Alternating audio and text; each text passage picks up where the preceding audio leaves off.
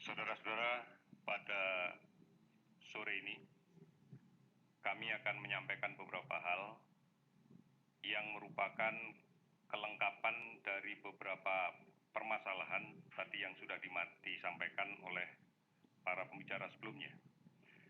Yang pertama adalah bahwa kita saat ini masih tetap mewaspadai adanya penularan yang terjadi di lingkungan masyarakat yang disebabkan karena masih adanya kasus positif tanpa keluhan yang berada di tengah-tengah kita. Inilah yang kemudian kita kenal dengan terminologi OTG, orang tanpa gangguan. Ini menjadi potensi tinggi terjadinya penularan di tengah masyarakat, karena pada satu sisi orang tersebut tidak mengalami keluhan apapun, dan kemudian di sisi yang lain banyak masyarakat yang masih belum melaksanakan dengan benar ketentuan physical distancing, menjaga jarak. Oleh karena itu dari hari ke hari inilah yang menjadi kekhawatiran kita, bahwa penularan masih terus terjadi, masih terus berjalan. Oleh karena itu kami harapkan ini menjadi perhatian kita bersama. Kita jadikan ini adalah titik pangkal untuk pencegahan dan pengendalian penyakit COVID-19 ini. Tetap tinggal di rumah adalah jawaban yang terbaik. Oleh karena itu, kita harapkan tidak melakukan perjalanan kemanapun. Bukan hanya masalah pulang ke kampung, tetapi juga melakukan perjalanan ke keluarga yang lain, ke kota yang lain, atau ke tempat yang lain, itu memiliki risiko yang besar untuk terjadinya penularan. Mari bersama-sama kita pahami bahwa ini adalah kunci keberhasilan kita untuk memutuskan rantai penularannya. Oleh karena itu, kami minta ini menjadi bagian utama kita. Di samping membiasakan untuk mencuci tangan dengan baik, dengan menggunakan sabun, dengan air yang mengalir, paling tidak dalam waktu 20 detik, kemudian mulai menghentikan kebiasaan, baik yang disadari maupun tidak disadari, untuk menyentuh wajah, menyentuh hidung, menyentuh mulut, menyentuh mata. Ini adalah rute-rute yang paling klasik untuk infeksi penyakit ini.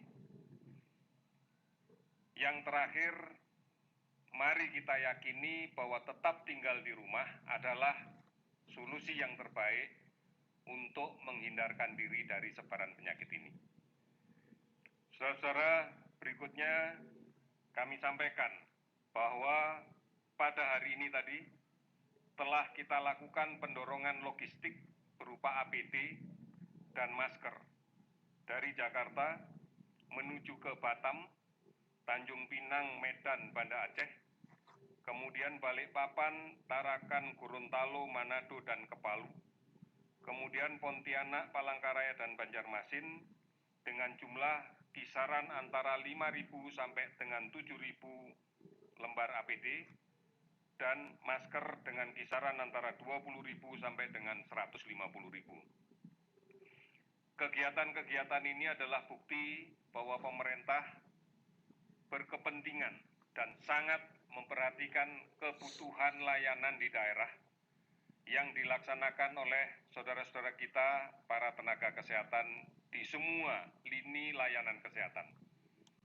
Kemudian yang terakhir, pada hari ini kami melakukan pendataan dan merekap kembali seluruh data. Kita masih cukup berprihatin pada hari ini masih terjadi penambahan kasus untuk konfirmasi positif sebanyak 106 kasus, sehingga total menjadi 2.092 kasus konfirmasi positif dengan menggunakan pemeriksaan molekuler. Kemudian Kita bersyukur bahwa ada 16 saudara kita yang sudah sembuh dengan pemeriksaan negatif dan 2 kali berturut-turut sehingga bisa dipulangkan, sehingga total menjadi 150 orang.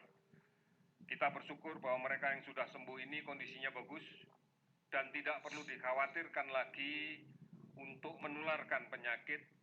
Bahkan kita yakini yang 150 orang ini telah sembuh dan memiliki imunitas, kekebalan terhadap virus COVID-19. Kita masih berprihatin ada 10 yang meninggal, sehingga totalnya adalah menjadi 191 meninggal. Kami sudah melaksanakan pemeriksaan molekuler dengan PCR pada lebih dari 7.896 orang, dan kemudian kasus yang kita dapatkan ini tersebar di 120 kabupaten kota.